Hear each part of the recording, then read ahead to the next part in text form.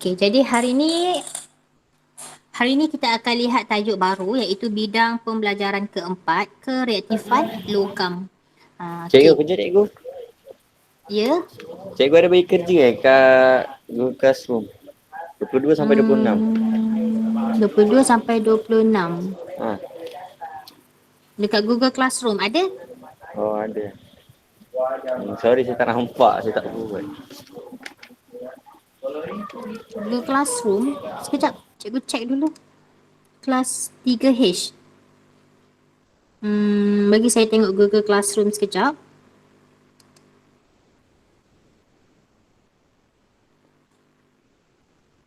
Sains 3J macam. Oh ya, pentaksiran sumatif 3, pentaksiran PBD ni kan? Ha. Nampak tak cikgu share screen semua?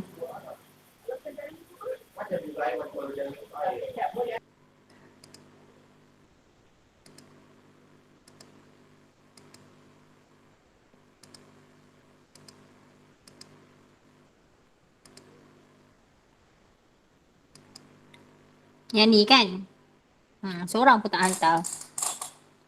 Saya tak nampak. Okey. Yang saya buat cikgu. Okey, tak apa, boleh buat lepas ni. So, ni tugasan. Macam mana kamu nak tengok tugasan kamu? Kamu buka dekat classwork. Okey, buka dekat classwork. And then kamu tengok kalau ada tugasan ada kat sini. Okey, ni tugasan kamu boleh tengok. Tugasan ni tugasan 3.4 ada 5 orang yang hantar. So siapa 5 orang yang hantar ni? Asyari, Fabian, Muaizzuan, Damia dengan Syazwina. Biasa pelajar yang sama je lah yang hantar. Okey. So kita tengok balik tajuk kita. Okey. So kita nak bincangkan tajuk bidang pembelajaran yang keempat.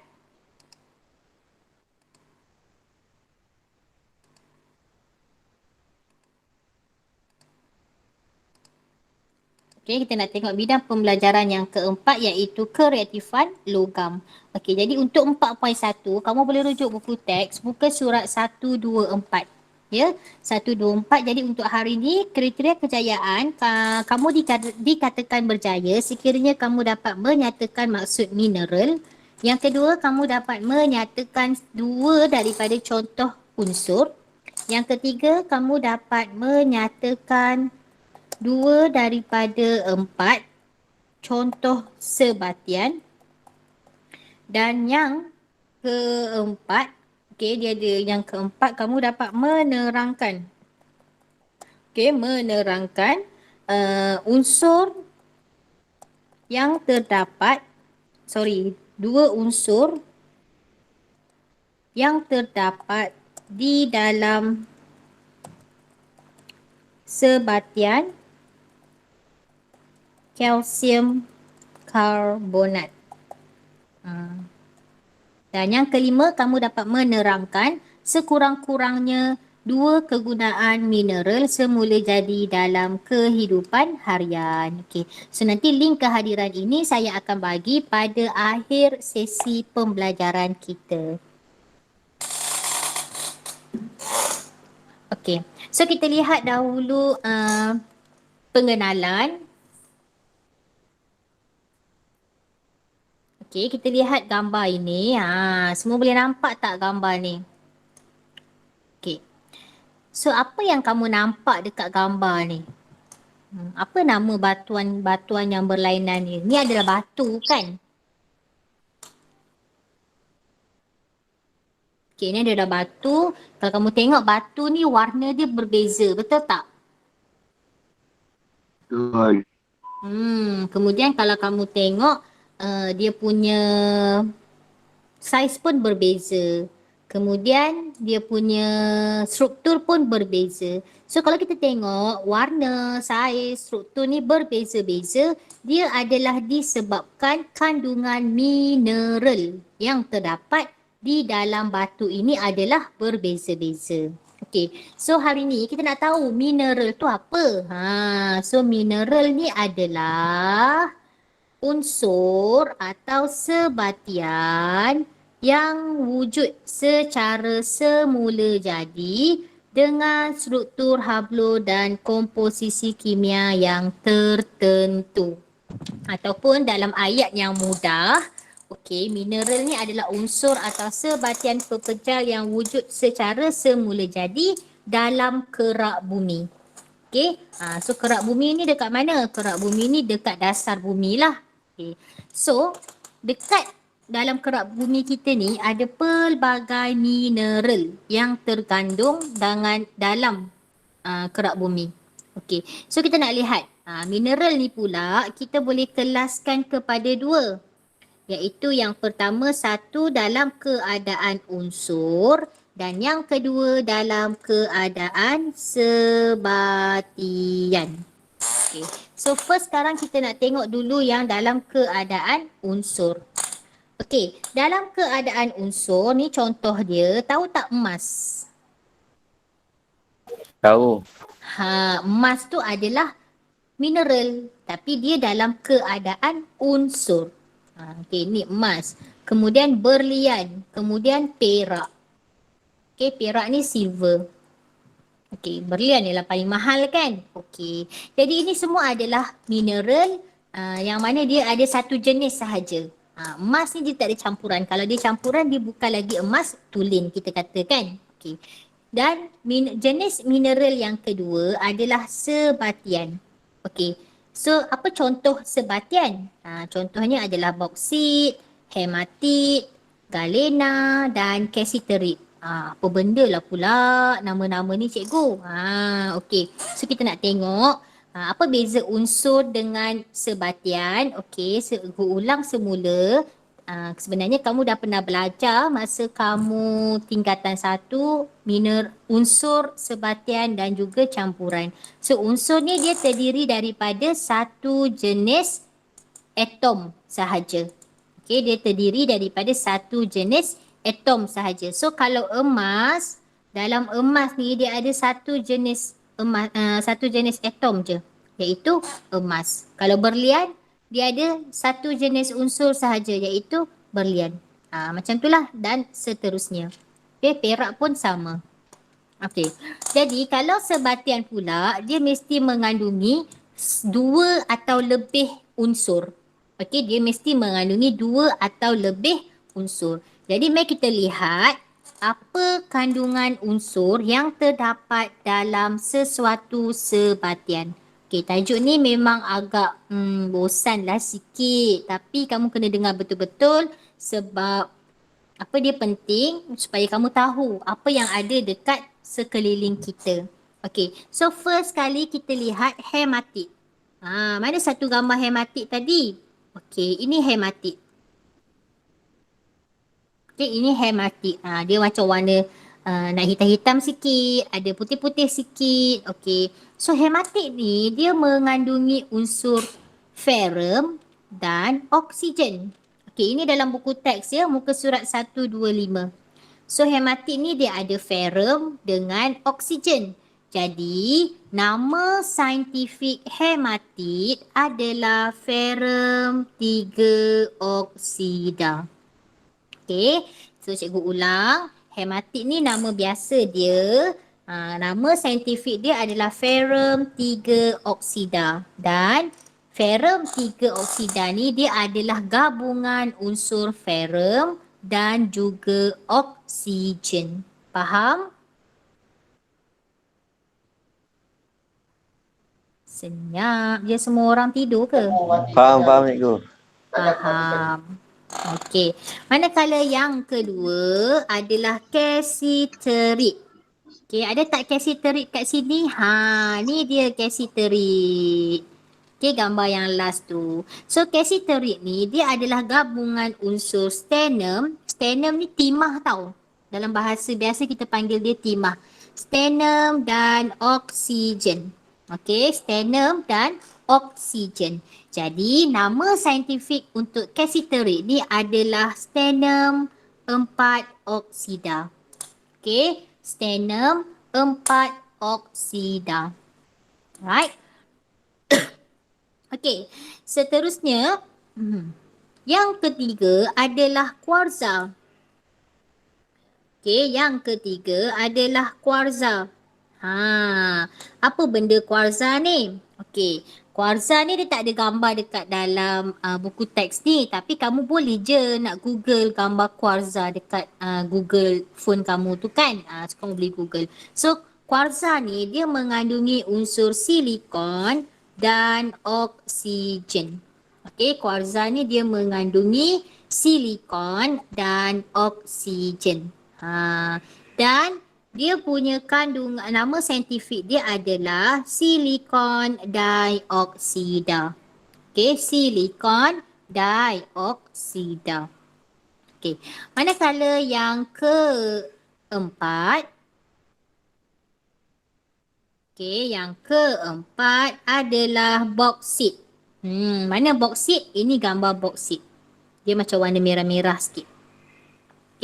Okey, boksit ni adalah biji aluminium. Nama lain dia adalah biji aluminium. So disebabkan biji aluminium, dia mengandungi aluminium dan juga oksigen. Dia mengandungi aluminium dan oksigen. Jadi nama saintifik dia adalah aluminium oksida. Seterusnya kita lihat yang kelima. Yang kelima adalah galena. Galena ni dia nama lain dia adalah biji plumbum. Dia terdiri daripada plumbum dan sulfur. Ada tak cikgu gambar galena? Ada. Ni gambar galena. Ni galena. So galena ni dia terdiri daripada plumbum dan sulfur, dan nama saintifik dia adalah plumbum 2 sulfida. Seterusnya, seterusnya adalah pirit. Yang seterusnya adalah pirit. Yang keenam. Pirit ni dia terdiri daripada ferrum dan sulfur. Ferrum dan sulfur, dan nama saintifik dia adalah ferrum sulfida. Ferrum sulfida. Dan yang ketujuh adalah kalsit, iaitu kalsium karbonat. Kalsium karbonat ini adalah batu kapur. Batu kapur. Jadi dia terdiri daripada kalsium, karbon dan oksigen. So tadi kita kata sebatian semula jadi ni adalah gabungan beberapa unsur. Betul ke? Mari kita lihat. So ini adalah gambar kuari batu kapur. Kuari batu kapur iaitu kalsit. Jadi batu kapur ni dia adalah satu mineral yang mempunyai banyak kegunaan dalam kehidupan kita. Contoh dia apa? Contoh dia batu kapur ni kita guna untuk buat jalan, permukaan meja, bangunan dan lain-lain. So, adakah batu kapur ini merupakan sebatian semula jadi yang terdiri daripada gabungan beberapa unsur? Jadi, untuk mengesahkan, kita kena buat aktiviti 4.1. Aktiviti 4.1 ni sama dengan buku kamu, buku teks kamu boleh rujuk muka surat 126. Semua dah buka ke muka surat 126? Dah. So, ni kamu dengar betul-betul sebab kejap lagi kita nak buat latihan dalam modul pula. Jadi sebatian semula jadi ni adalah gabungan beberapa unsur. Jadi tujuan aktiviti 4.1 ni kita nak menunjukkan bahawa sebatian semula jadi adalah gabungan beberapa unsur macam cikgu terang tadi. Jadi bahan yang kita nak guna ada 3 bahan iaitu serbuk kalsium karbonat iaitu batu kapur atau kalsit, air kapur dan asid hidroklorik cair. Apa yang kita kena buat? So first kali kita susun radas macam ni. Ni ada 2 set.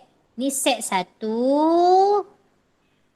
iaitu rajah 4.1 dan ini set 2. Apa beza set 1 dan 2 ni? Cuba tengok betul-betul. Apa bezanya set 1 dengan 2? Cikgu. Ya, Adam. Cikgu. Ulang balik. Aduh, internet sangkut-sangkut pula. Yang mana nak ulang balik?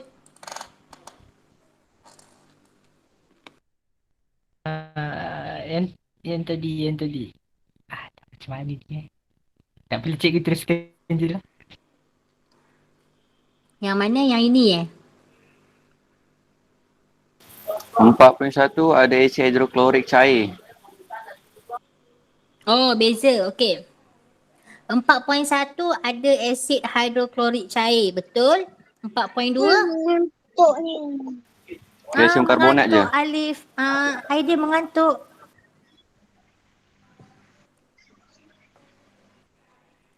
Okey, 4.2 kita panaskan kalsium karbonat. Itu beza dia. Dalam 4.1 kita campurkan kalsium karbonat dengan asid hidroklorik. Tapi dalam 4.2 kita panaskan. Okey, kemudian kedua-dua ni kita letakkan air kapur dekat dalam tabung uji. Ada air kapur.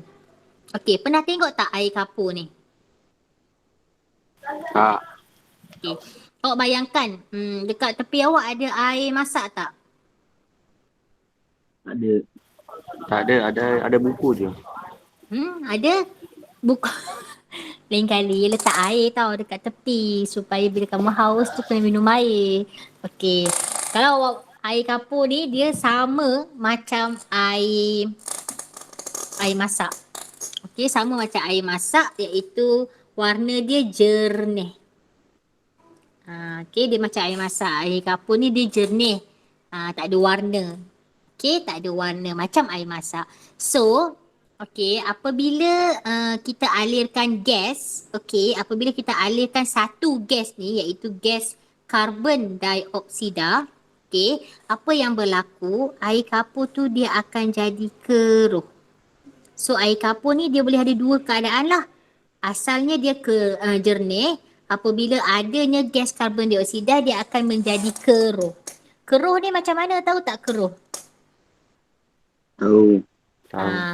Dia ibarat awak basuh beras. Awak basuh beras. Awak nampak kan air yang putih-putih tu macam putih-putih sikit daripada beras tu dah kena air kan. So nampak dia macam keruh, betul tak?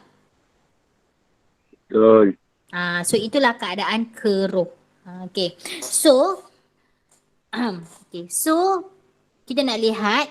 So apabila kita buat eksperimen ni, kita perhati dan rekodkan dalam jadual perubahan pada air kapur. So air kapur ni lah yang kita nak tengok di dalam aktiviti 4.1.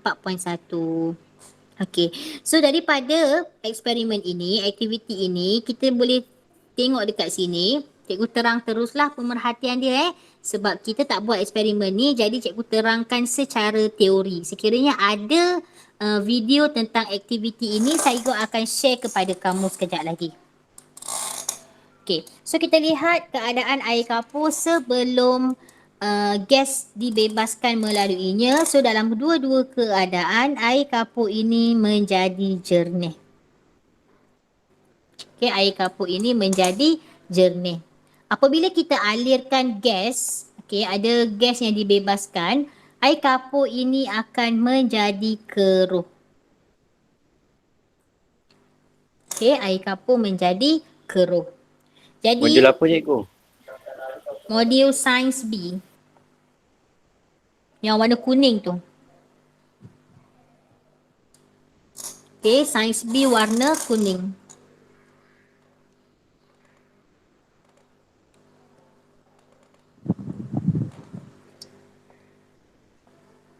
Surat Boleh yang berapa tak? cikgu? Muka 14. surat 14. Modul muka surat 14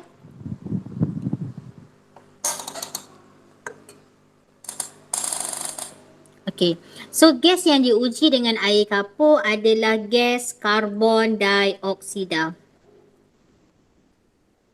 Tadi saya dah beritahu gas yang terbebas tu adalah gas karbon dioksida.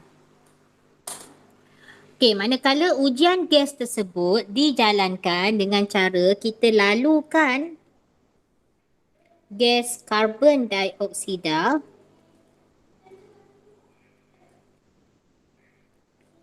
ke dalam air kapur. Okey, ke dalam air kapur. So, apa pemerhatian yang kita boleh nampak nanti? Okey. Jika air kapur menjadi keruh,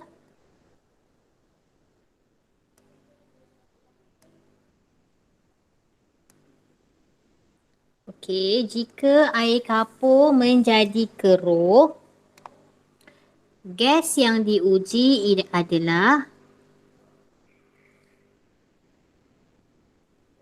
okey, gas yang diuji adalah karbon dioksida.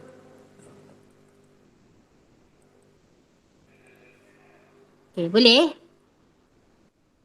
Boleh. Okey. Seterusnya kita lihat soalan yang ketiga. Gas yang dibebaskan apabila kalsium karbonat bertindak balas dengan asid hidroklorik cair. Jadi gas apa yang dibebaskan apabila kalsium karbonat bertindak balas dengan asid hidroklorik cair? Siapa tahu? Cikgu sebut gas apa tadi? Karbon dioksida. Yes, pandai. Karbon dioksida. Okay, karbon dioksida. Yang B, apabila kalsium karbonat dipanaskan dengan kuat, gas apa yang dibebaskan?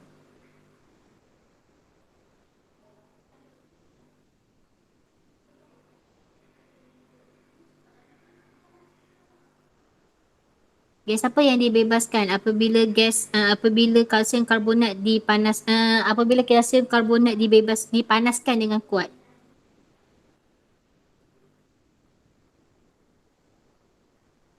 Karbon dioksida juga. Okay. Alright. So, daripada soalan 3 tu, kita boleh buat persamaan kimia dia. Kalsium karbonat bertindak balas dengan asid hidroklorik, dia akan menghasilkan kalsium klorida. Okey, tolong tulis. Kalsium klorida, karbon dioksida dan air. Okey, tolong tulis. Manakala sekiranya kalsium karbonat dipanaskan, okey, kalsium karbonat dipanaskan dengan kuat, dia akan menghasilkan kalsium oksida. Okey, kalsium oksida, karbon dioksida dan karbon dioksida.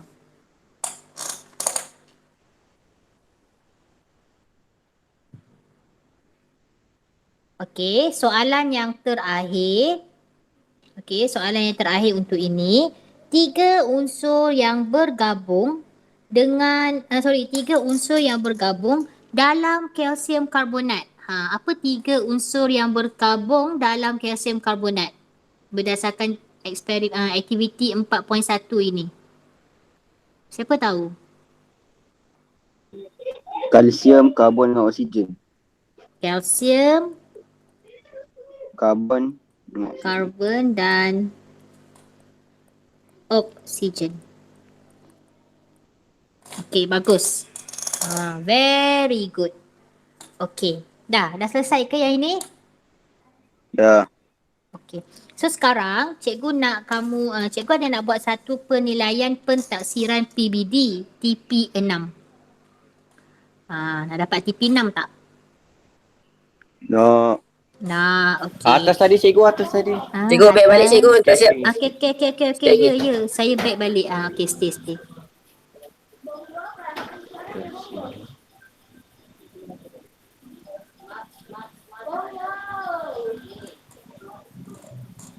Dah cikgu.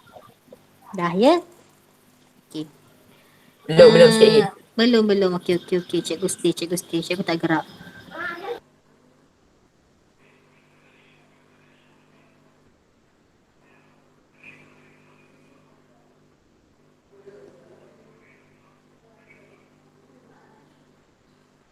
Kalau dah cakap dah tau, cikgu tunggu.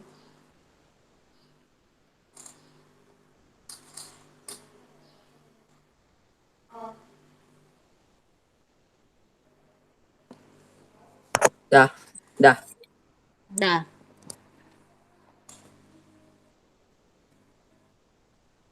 Okey.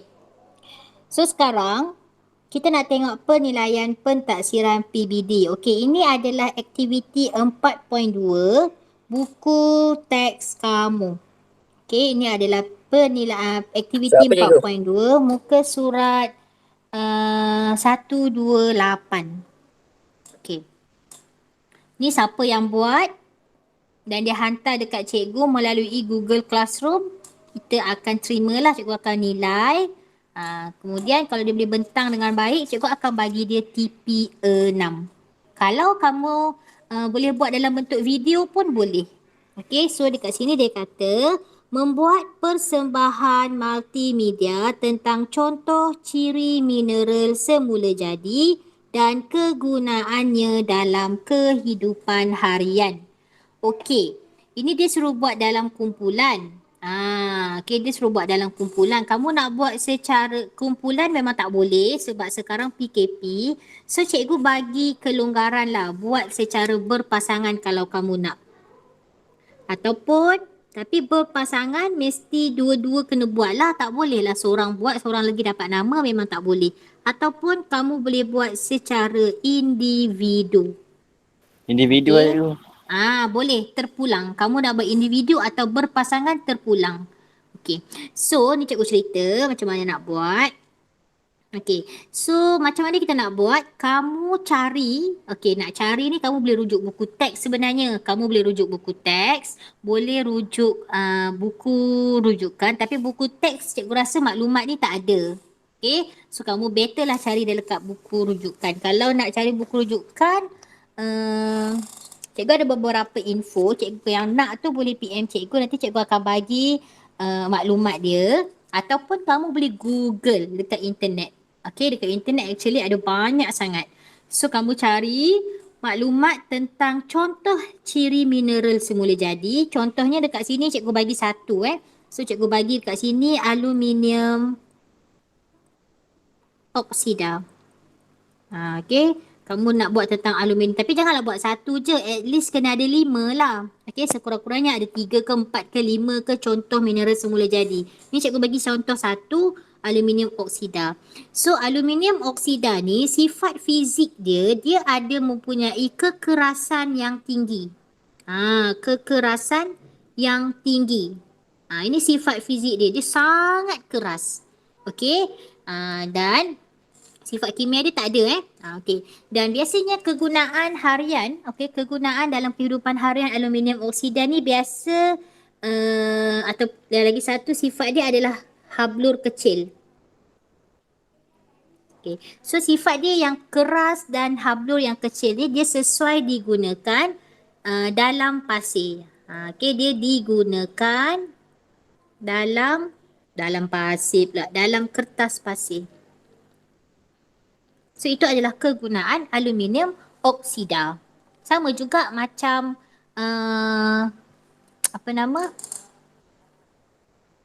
Allahu Akbar. Dalam kaolin, aluminium silikat. So, ni kamu Google je. Nanti kamu Google, kamu cari contoh-contoh mineral. Contohnya, kamu cari batu kapur. Apa sifat fizik dia, apa sifat kimia dia dan kegunaan dalam harian. So, kamu buat benda ni dalam secara multimedia. Secara multimedia ni kamu boleh buat video, kamu buat gambar, tulis-tulis, kamu jadikan gambar, kamu buat dalam bentuk video. Okey, cikgu bagi tempoh kamu buat dalam masa seminggu. Okey, seminggu. Cikgu bagi hari ni hari Isnin. Ni Adam. Cikgu buat apa ni cikgu? Lensi sangkut adik cikgu. Okey, tak apa Adam. Nanti cikgu inform. Nanti cikgu akan share video. Kamu tengok video tu nanti boleh? Lama video. Boleh. Tak boleh. Cikgu nak suruh ni Adam. Cikgu nak suruh buat aktiviti 4.2. Ini sebagai penilaian pentaksiran PBD TP6 Adam. Okay. So kamu buat. Kamu baca dekat buku teks. Muka surat 1, 2... Allahu Akbar. 128. Baca. Ni tadi cikgu dah tunjuk contoh lah. Okey, contoh mineral semula jadi, apa dia punya sifat fizik, Kalau ada sifat fizik, tulis sifat fizik. Kalau tak ada, mungkin dia ada sifat kimia dia yang sesuai sebagai kegunaan dalam kehidupan harian. So you can choose lah either sifat fizik or sifat kimia. Okay, so kamu buat benda ni dalam berpasangan atau individu. Kamu buat dalam persembahan multimedia, contohnya boleh buat PowerPoint. Tahu tak guna PowerPoint? Tak. Tak tahu. Tahu tak buat video? Tahu. Buat dengan kertas A4 ke dengan buku cikgu? Dia buat secara multimedia ni, ada komputer tak kat rumah? Tak ada. Tak ada. Ataupun kalau kamu, ataupun kamu tulis cantik-cantik dekat kertas, dekat kertas A4. Kalau guna phone, cikgu rasa boleh ni buat. Kamu buat tulis kertas A4 cantik-cantik. Lepas tu kamu kan boleh guna, kalau kamu nak guna TikTok pun boleh je. Kamu buat ambil gambar, record guna TikTok ataupun kamu buat video daripada A4 tadi tu kamu dah tulis. Kamu snap gambar cantik-cantik. Kamu buatlah video. Boleh tak? Boleh. Macam mana nak buat video tu cikgu? Macam mana nak buat video itu yang cikgu nak tengok kreativiti kamu. Kalau tak buat video tak apa kan cikgu kan? Kalau tak buat video, kamu nak buat apa? Bagi je lah jawapan macam tu je. Itu bukan Sebab TV6 dekat kalau sini, bagi jawapan. kalau bagi jawapan tu bukan TP6 lah. Sebab TP6 ni kamu boleh mereka cipta. Macam tu, macam tu. Macam tu. Okay? Alright, boleh tak? Boleh. Okay, so lakukanlah aktiviti 4.2 ni secara berpasangan atau, ni cikgu letak atau individu dan hantar tugasan ini melalui Google Classroom sebelum Ahad 27 Jun. Tapi cikgu bagi selewatnya lah, bukanlah sebelum kan. Kesian kamu, banyak subjek nak kena buat.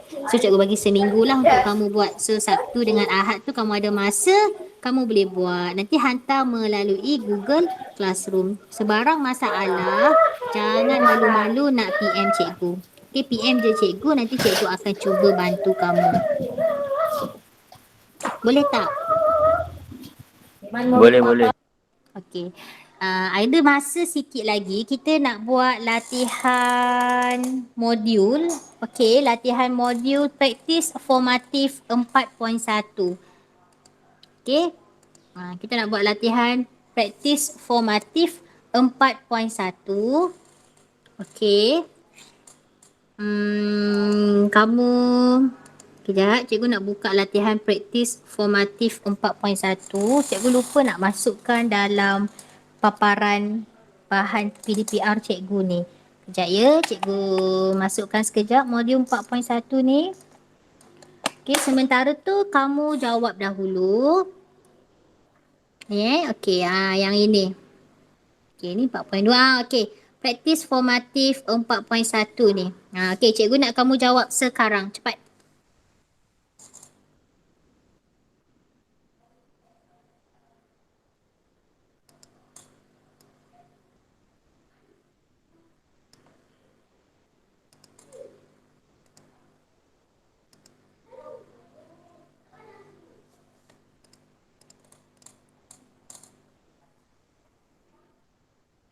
Buat apa tadi cikgu? Okey, jawab latihan ni. Praktis formatif 4.1. Yang ni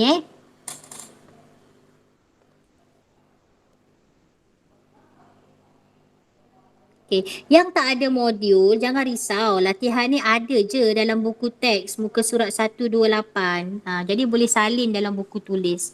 Kalau dah ada modul, tak payah salin. Awak terus sahaja tulis jawapan dia.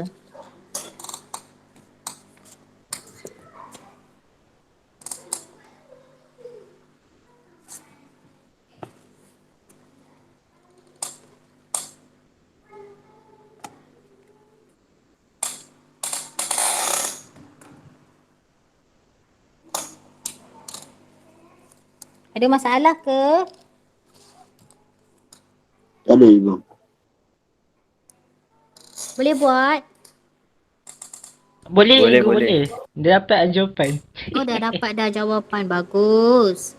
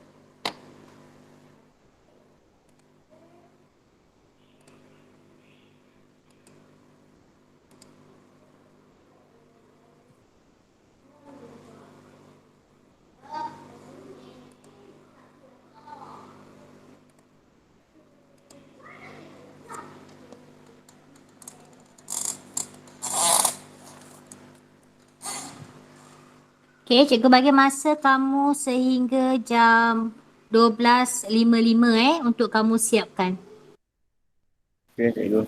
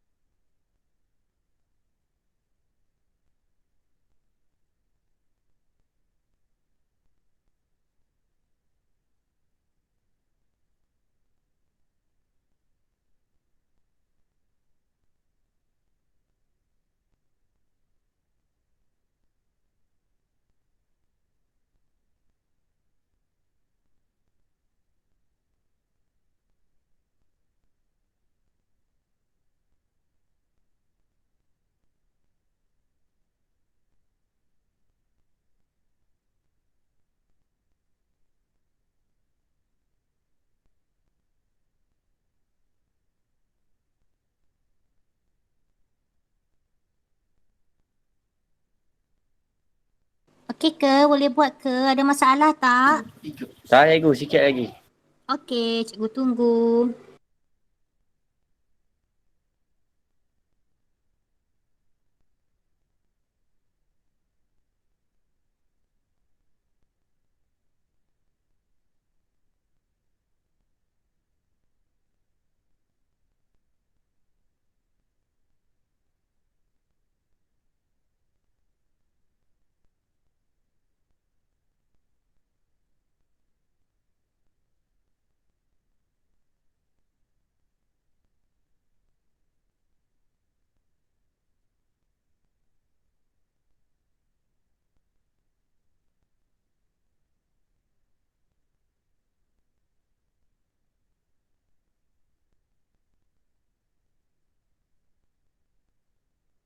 Dah cikgu. Tapi tak tahu betul ke tak. Okey, tak apa. Betul ke tak tu nombor 2. Yang lain macam mana? Dah boleh buat tak? Dah siap ke?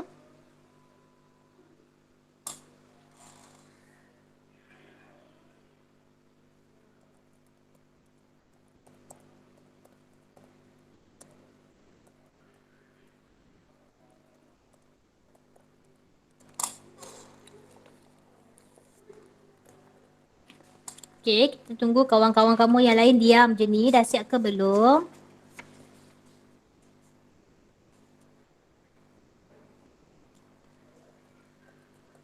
Yang nombor 2 tu macam mana cikgu? Satu contoh mineral yang berikut. Oh, okey. Satu contoh. Okey, kalau unsur, apa contoh mineral? Contoh mineral yang unsur tu. Cuba tengok buku teks. Rujuk buku teks muka surat 125, Adam. Okey, kejap. Ada Satu dalam minit, buku satu teks minit. tu. Alright.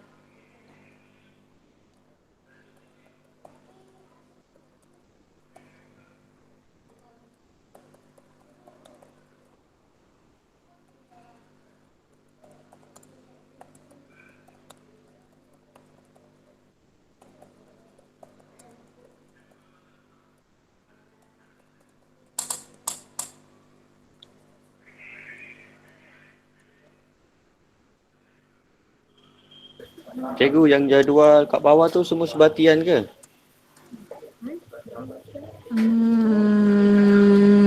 Sekejap, sebatian ke tu?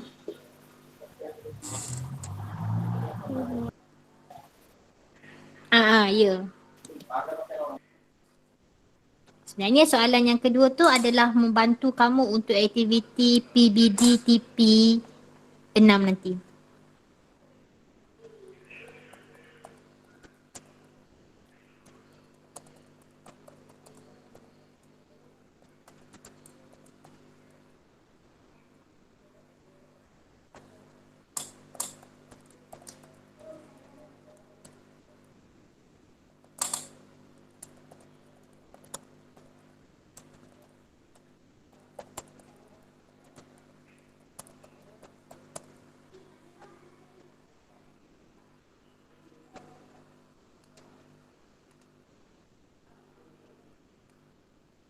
Yang mana satu cikgu? Yang mana? Surat 25 satu tak ada pun. Tak ada. Okey. Okey, kita lihat bersama-sama latihan praktis formatif 4.1. Okey, kita lihat sama-sama. Okey. So, apakah mineral? Apakah mineral ni? Dia nak tahulah apakah maksud mineral. Okey, siapa yang dah buat tolong bacakan jawapan kamu. Saya cikgu. Okey, Kevin. Mineral ialah unsur atau sebatian pepejal yang wujud secara semula jadi dengan struktur dan komposisi kimia yang tertentu. Okey, bagus sangat. Okey, jawapannya ada dalam buku teks ya. So, mineral ialah unsur atau sebatian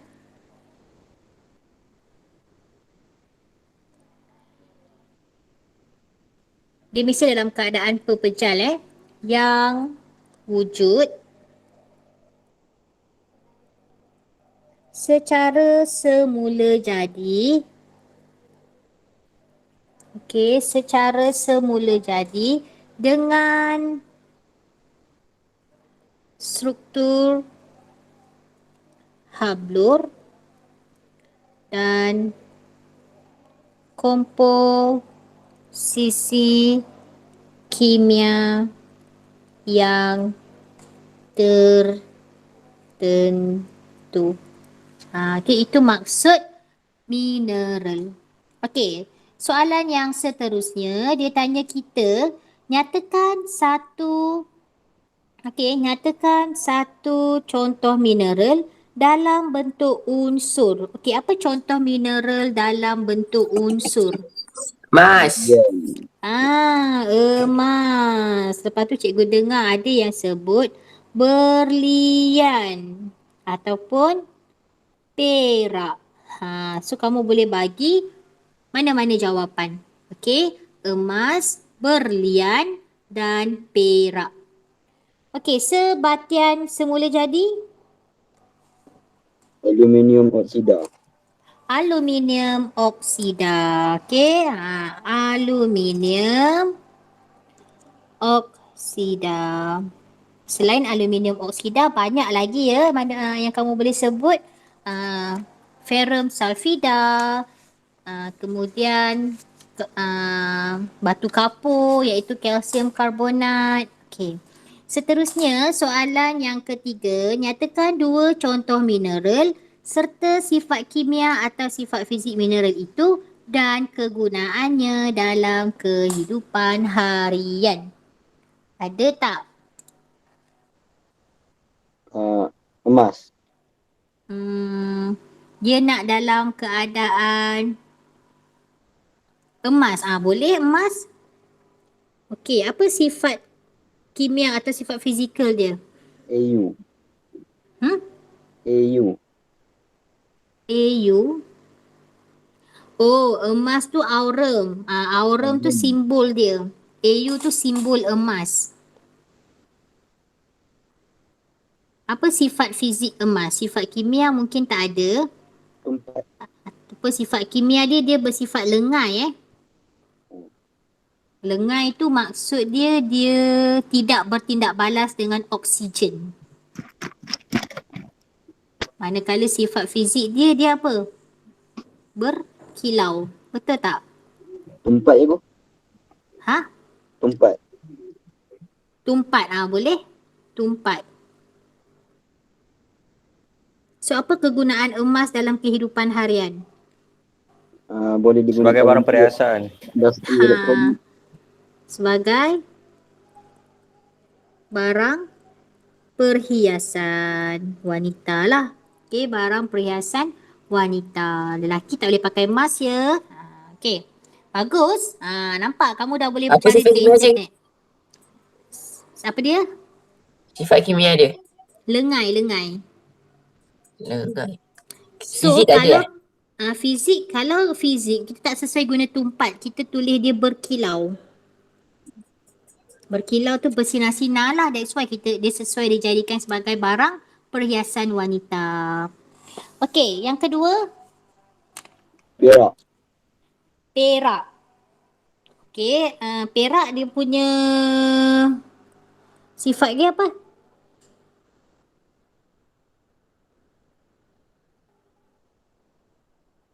Okey, so perak sifat kimia dia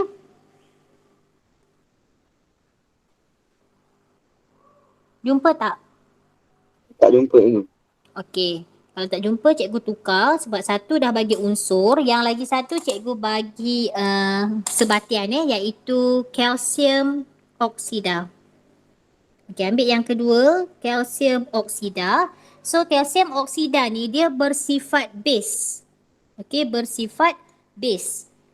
So sifat fizik dia memang tak ada, kita dashkan sahaja. Dan kegunaan dalam kehidupan harian disebabkan dia bersifat base atau alkali, jadi dia boleh meneutralkan dia boleh meneutralkan tanah yang berasid.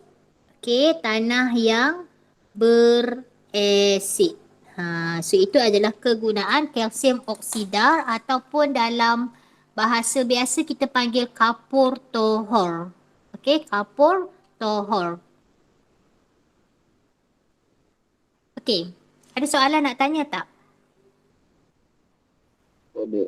Tak ada Okey, kalau tak ada soalan nak tanya, tolong lengkapkan modul muka surat. Okey, tolong lengkapkan modul muka surat 15.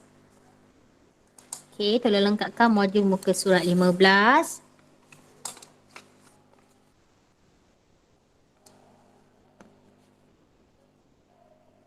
Okay, so kalau tak ada soalan nak tanya, setakat ini sahaja latihan kita. Sekejap lagi cikgu akan masukkan classwork assignment tentang PBD TP6. Kamu boleh submit dalam Google Classroom. Okay, cikgu bagi tempoh sampai Ahad nanti. So kalau tak ada soalan nak tanya, setakat ini sahaja kelas kita. Kita jumpa lagi pada hari, kehadiran